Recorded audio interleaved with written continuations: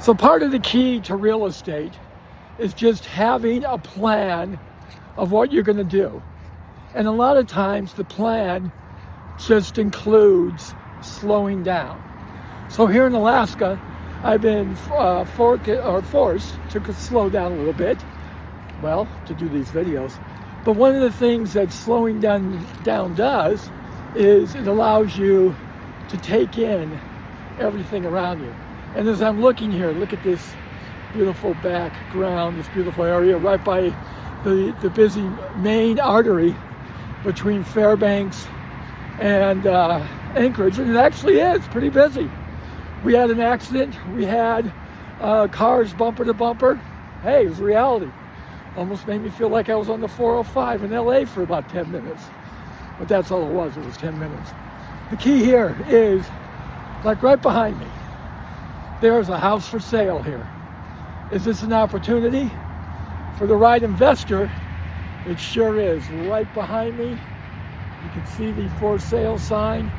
And yes, it's an opportunity for investor. Now, granted, that investor's going to have some capital. But you get together a team, you go in there, and it looks like that house is even being rehabbed as we speak. Put together your budget, figure out what the house is worth, minus your expenses, and typically a rehabber wants to make about 20 to 25%, and you can make something like that happen. Real estate is accessible anywhere if you have the strategies. So we've been coming in with a basic wholesale strategy, boarded up, vacant, just plain ugly. We've been sprinkling in now some distressed rentals. Now we're going beyond that. We're going to start looking at and acquiring houses that don't fit into those categories, and it might be subject to the loan. We call that sub 2. Different creative financing options. There's a lot you can do to make your real estate portfolio work. So I would just say to take a look at the bigger picture.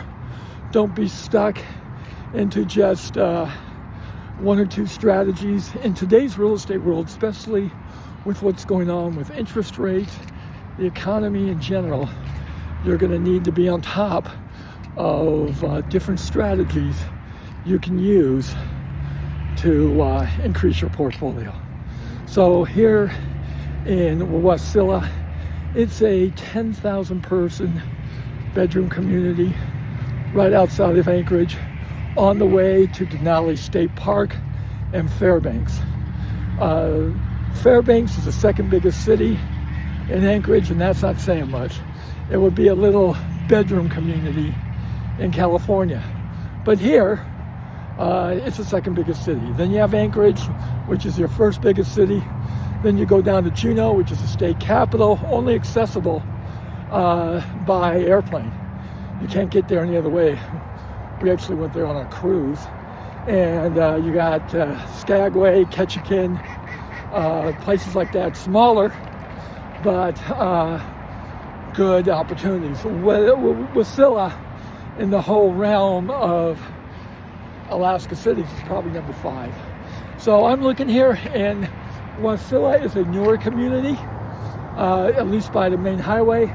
As we go out, we're going to probably find some older houses. Look for opportunities that are start distressed. You fix up, make sure that you're aware of the neighborhoods, and that's always an important thing in real estate, and that is you got to scout the neighborhood. So behind me is this neighborhood, so you can see that's pretty spectacular. So this will play really, really nice. So I'm on my way to Mount McKinley, tallest mountain in North America. No, I'm not going to climb it.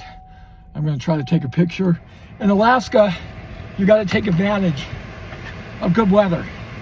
And it's cleared today. Well, this would be a stormy day in California, but not here. And so it is cleared up. There's an outside chance I can see Mount McKinley, Mount Denali from a perch that I have picked in Talkeetna, Alaska. So I'm going out there to see if I can get some pictures. Let's see what happens.